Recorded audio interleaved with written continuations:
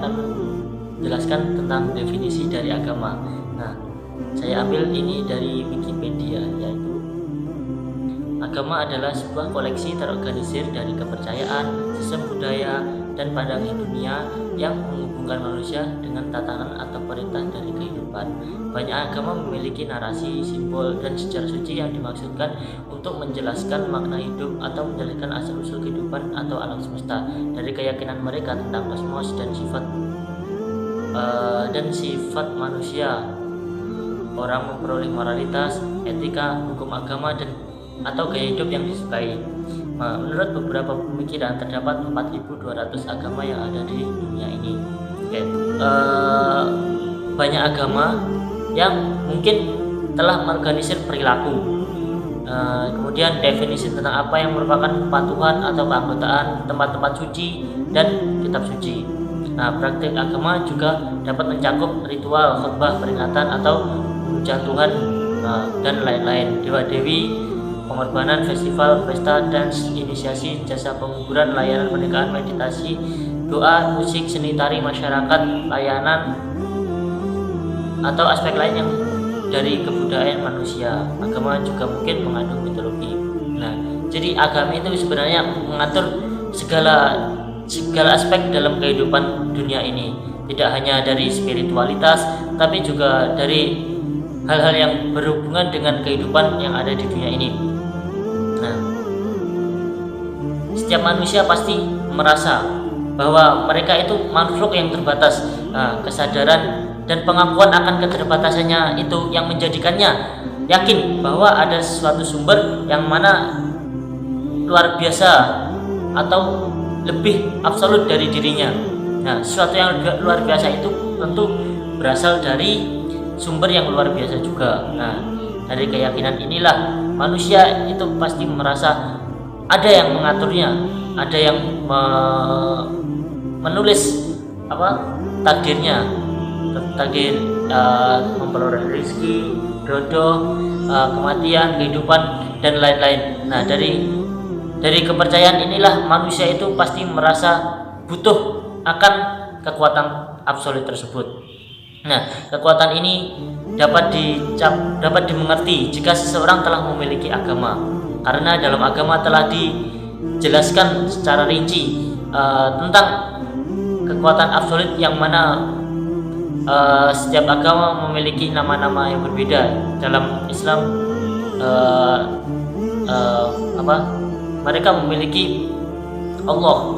Kemudian dalam agama yang lain misal dengan sebutan Tuhan, Dewa, God, Sang Hyangti, Kami Sama, dan lain-lain. Atau mungkin mereka menyebutnya dengan sifatnya saja seperti Yang Maha Kuasa, Ingkang Murbeng Dumadi, atau Dewel Dadige, dan yang lain-lain juga. Nah, jadi dalam agama dijelaskan tentang kepatuhan mereka tentang Tuhan mereka. Tuhan mereka telah menciptakan dia sebagaimana dengan kondisi seperti ini, sehingga sudah selayaknya sebagai makhluk haruslah mentaati Tuhannya. Nah, dari sinilah agama itu bisa terbentuk tanpa suatu keraguan manusia tersebut.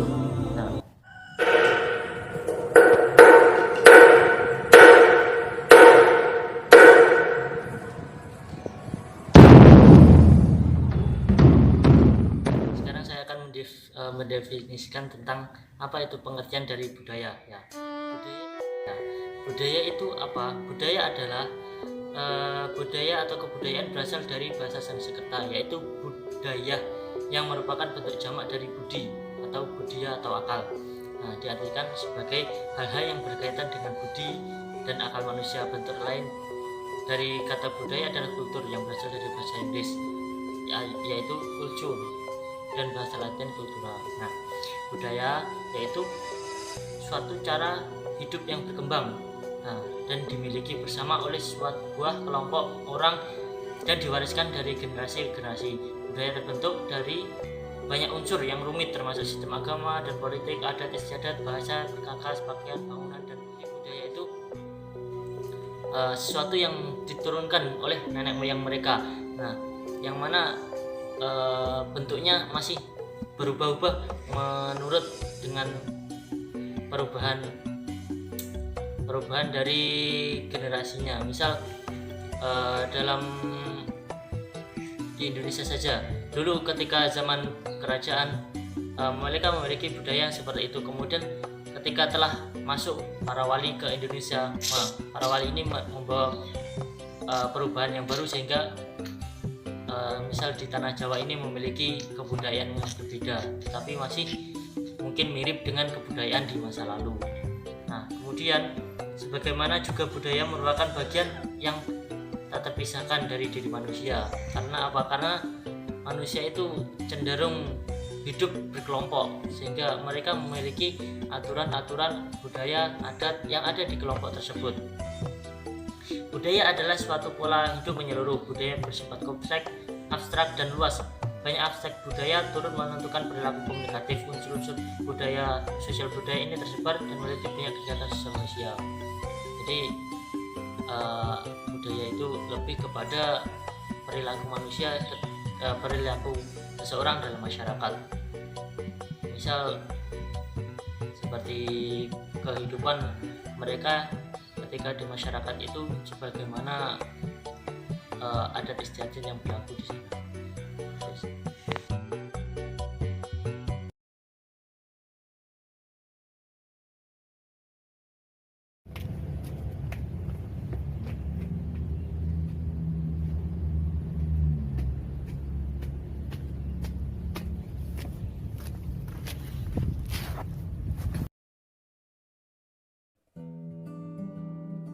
Selanjutnya saya akan menjelaskan poin yang kedua, yaitu hubungan agama dengan budaya. Secara sederhana, kebudayaan merupakan hasil cipta serta akal budi manusia untuk memperbaiki, mempermudah, serta meningkatkan kualitas hidupnya. Kebudayaan ini dikenal karena adanya hasil-hasil atau unsur-unsur yang terus-menerus bertambah seiring dengan perkembangan kehidupan. Manusia mengembangkan kebudayaan. Kebudayaan berkembang karena manusia. Manusia disebut makhluk yang berbudaya jika ia mampu hidup dalam atau sesuai budayanya. Sebagian makhluk berbudaya bukan saja bermakna mempertahankan nilai-nilai budaya masa lalu atau warisan nenek moyangnya, melainkan termasuk mengembangkan hasil-hasil kebudayaan. Di samping kerangka besar kebudayaan, manusia pada komunitasnya dalam interaksinya mempunyai norma, nilai, serta kebiasaan turun-temurun yang disebut tradisi. Tradisi biasanya dipertahankan apa adanya, namun kadangkala mengalami sedikit modifikasi akibat pengaruh luar ke dalam komunitas yang menjalankan tradisi tersebut.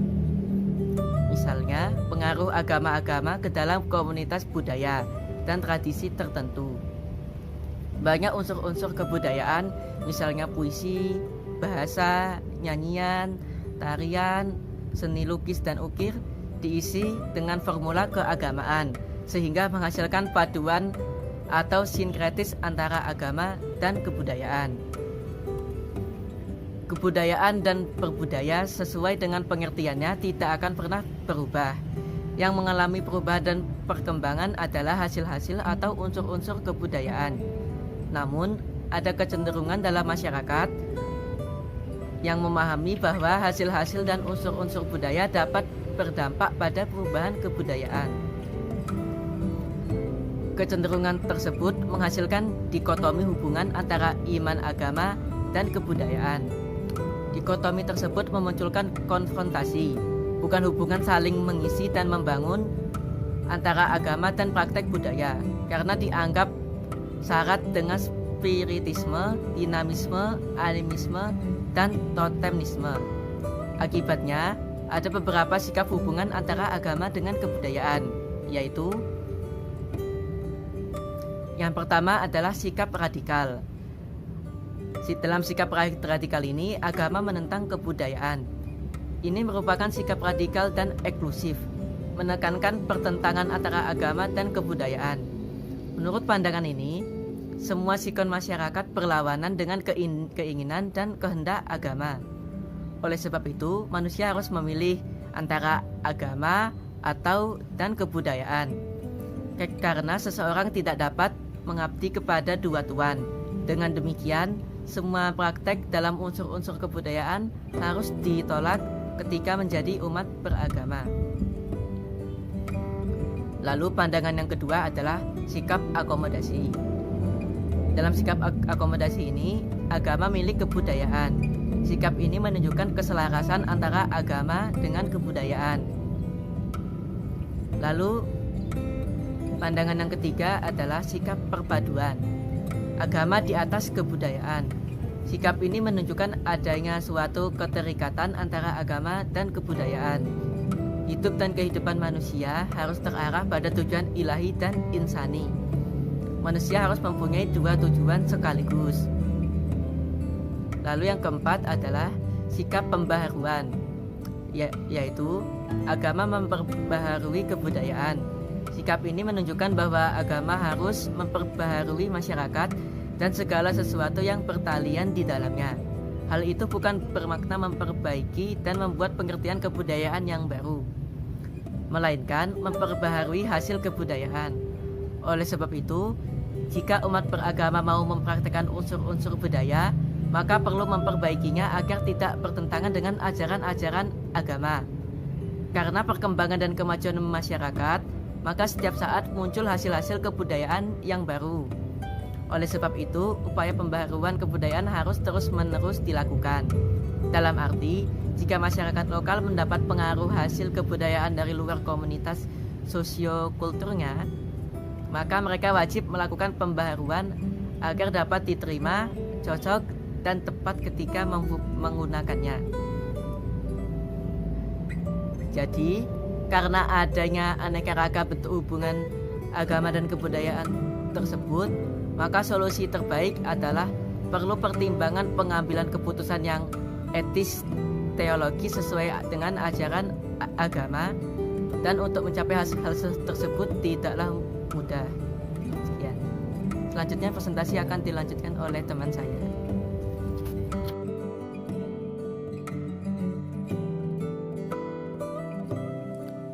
Assalamualaikum warahmatullahi wabarakatuh. Untuk selanjutnya ada munculnya perbedaan agama. Untuk sebelumnya perkenalan dulu, nama saya Ahmad Mutal Fauzi, NIM 080. Oke. Untuk munculnya agama sendiri itu tidak bisa dipisahkan dengan sejarah agama. Agama sudah ada sejak zaman purbakala dalam berbagai peradaban yang paling primitif, yaitu yang belum maju sama sekali. Dan pada saat itu sudah ditemukan bukti adanya peribadatan dalam bentuk tertentu. Selain sudah ada sejak dulu kala, agama juga punya banyak variasinya. Karena setiap orang dan setiap bangsa di bumi mempunyai Tuhan atau dewa-dewi dan cara beribadatannya sendiri-sendiri.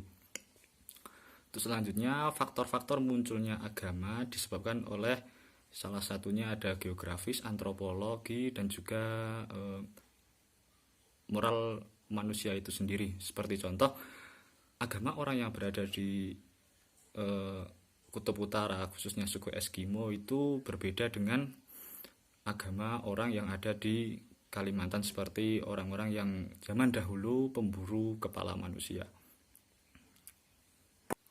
Dan juga tentunya berbeda dengan orang-orang yang tinggal di kota besar, khususnya kota-kota yang berkembang pesat seperti kota metropolis. Sehingga selama berabad-abad orang sedikit banyak telah menganut agama yang diwarisi sejak lahir dan yang diperoleh dari lingkungan mereka, sehingga manusia merasa bahwa agama mereka lah yang paling benar. Oke, cukup sekian dari saya, kurang lebihnya mohon maaf. Wabillahi taufiq wal hidayah. Wassalamualaikum warahmatullahi wabarakatuh.